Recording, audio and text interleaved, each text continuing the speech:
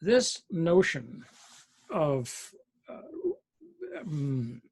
basically when is it reasonable to go to war, when is a justifiable war, is a much fought over. This is why they teach whole courses in it. They teach it in the law, they teach it in international relations, they teach it in military theory, philosophy. I mean, it's always a problematic discussion, and you have to go through different. It's like any theory course. You have to go through different positions about, why do you think this, and what does so and so think about that. And let me just move myself up here because I feel I'm looking down, and I don't want to be. I want to be looking at you.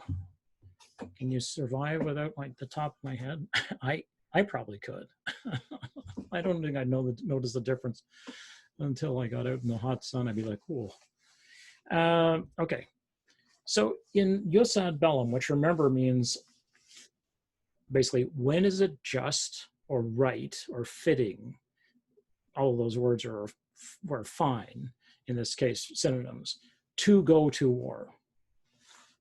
Under what conditions is it legitimate or proper to go to war? And once we've defined these conditions, then we can define how do you behave once you're in war.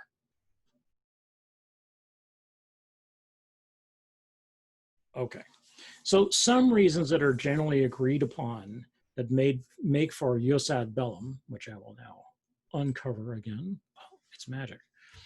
And now I'll cover it again, so I'm looking straight at you. Is that the first is that you must have a just cause. It's like, well, like what? What constitutes a just cause? You don't like somebody's regime. You don't like the way they vote. You don't like their religion. None of these are just causes. But it is considered to be a just cause if you've been attacked.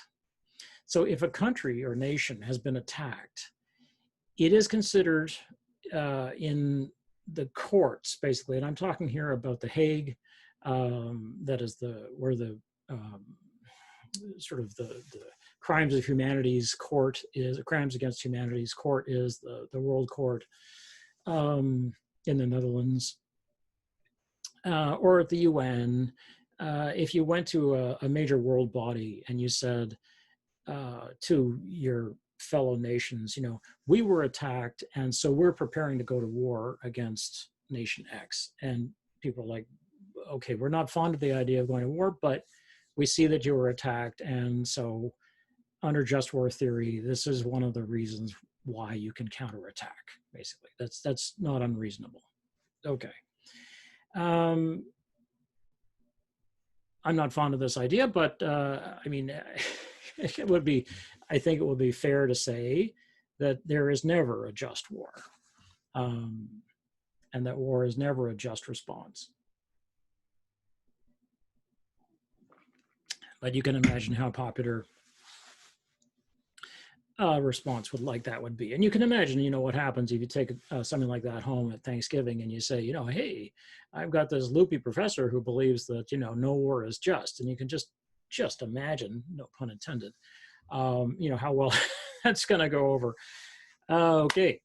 The second issue that comes up in jus ad bellum is what is called right intention.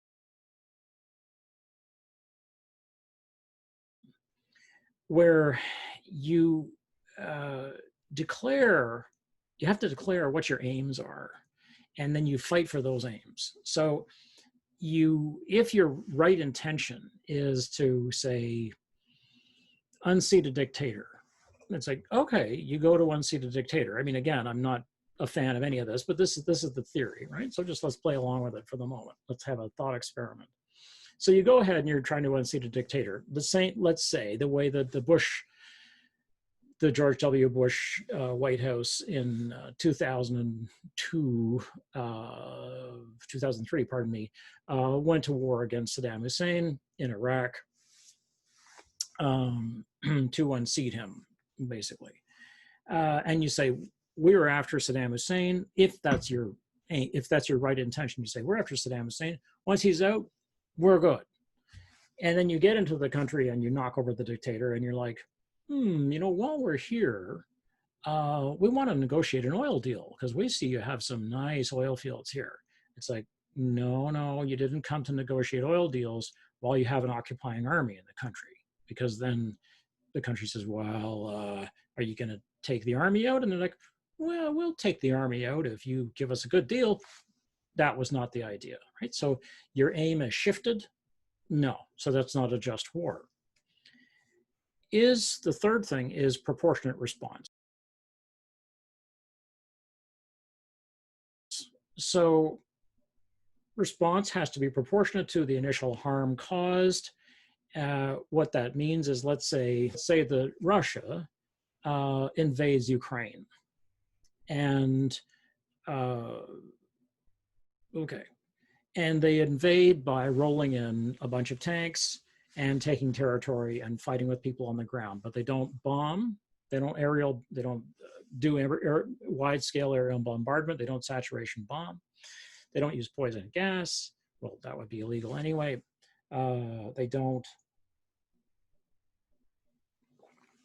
burn down villages. They don't crater cities. They roll in tanks basically, and they paralyze, say, an area of Ukraine.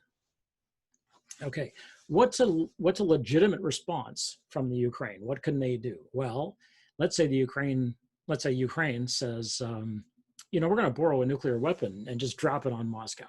It's like, no, that's not proportionate. If Moscow drops nuclear weapons on Ukraine, Ukraine could arguably drop nuclear weapons on Russia.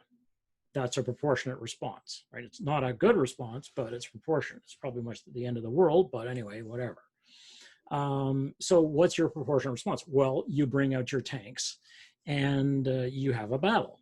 You have tank battles and you have ground battles, basically. And if nobody goes in the air, you don't use aerial weapons. Well, actually, as once wars start, it's like, okay, everything. This is when we get into the next thing, right? The aim of any such action, and this one is where a lot, my ability to believe or suspend my disbelief collapses early on in this process. This is one of the pieces where it collapses, is that the aim of any such action should be peace.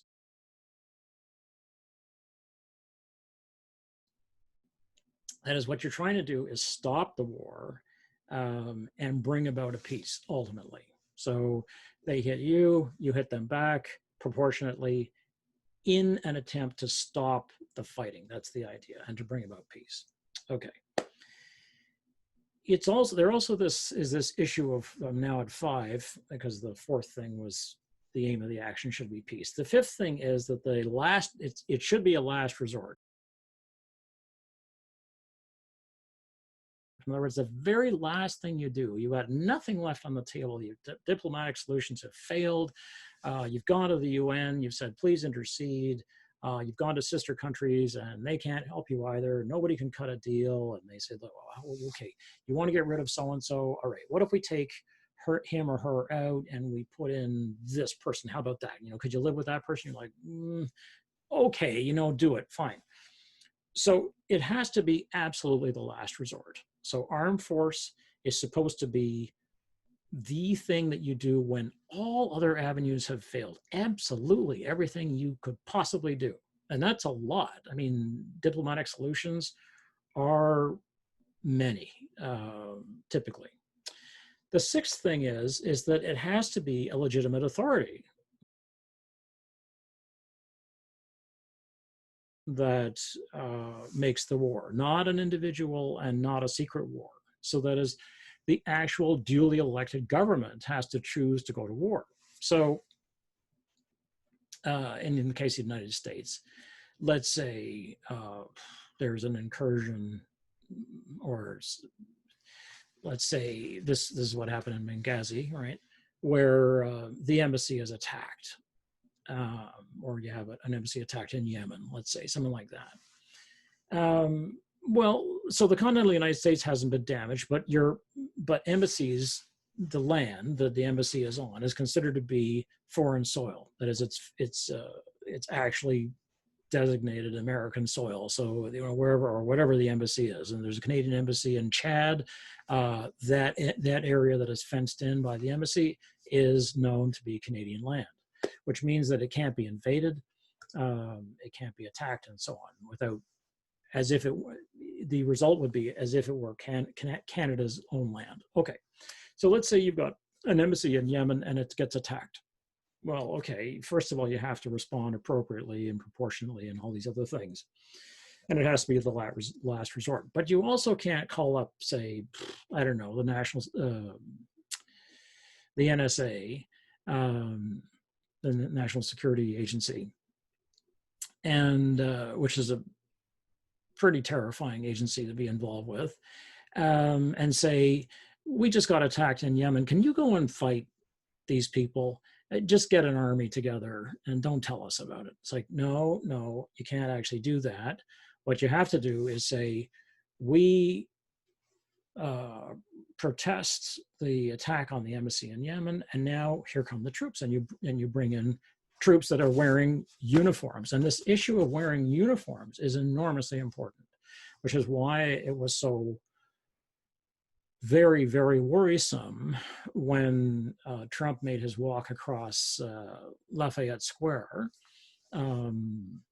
recently, and it was last week, and called out, you'd call it the military and so on, but he also, like a week later, after they put up these bigger fences around the White House, men and women began to appear in black flak jackets and uniforms that had no markings on them.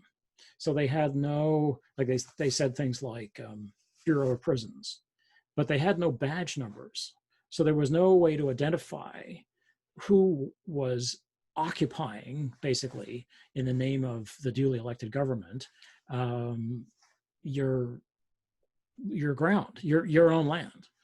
So the issue there, and this is the kind of thing you see in movies really more than anywhere else, where somebody says, officer, I want your badge number. The officer says, oh, that's fine. It's 721, and the person writes it down. The reason for that, I mean, it looks sort of goofy in movies, but there's a very good reason for it, is that you can call up the city hall or whoever it is, the militia, and say, do you have Officer blah? And they're like, yes, we have that officer. It's like, well, he or she did bad things to me, and I've got film of it. And they're like, are you sure you have the right officer? It's like, well, if this is the badge number, then that's the number I've got. And it's like, okay, so that is attached to a person. Now, they may not tell you who that person is, but it's attached to an actual person, which means that you're supposed to be able to get justice from that. That's why having badge numbers on uniforms is so crucial. So even in the in-country military, you've got your name in camouflage, so it'd be, they call it desaturated. So you've got your name in, say, probably black letters on a relish, what's called a relish, which is the sort of green, looks like relish actually. Digital camouflage, BDUs as they're called in the United States, battle dress uniforms. And so you got your name on one side and your number on the other, so you can be identified. It's like, well, what soldier was that? But if you can't identify people, then you're dealing with a faceless group, and that's not legal. So this is a very interesting thing that we saw the abrogation of just war theory in the United States by the president on American people last week.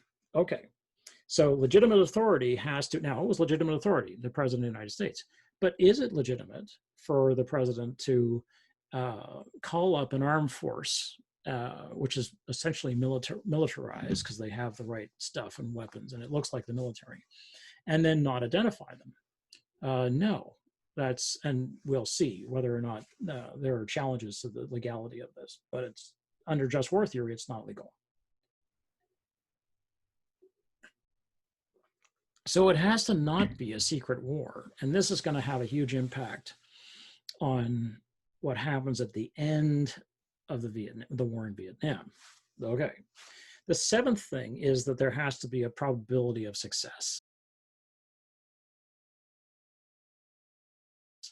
So if the war looks like it's going to be a mess and no side is going to win, then basically you don't go, because you can see it's going to be a disaster and everybody knows it's going to be a disaster. Which raises the question, when we get to, as we will in a couple of weeks, when we get to the war in Afghanistan, it's like, is it just to go to war in Afghanistan? Because Afghanistan is accurately called the graveyard of empires. Every single empire that has gone to fight in Afghanistan in the last 100 years or more has failed miserably. And there are lots of reasons for that. A lot of it is the terrain. A lot of it is the people. These two things together probably add up to the just about 90% of the whole reason. Okay, so just to recap these 7 points, because that was a lot, is the first thing. So like, what makes a just war?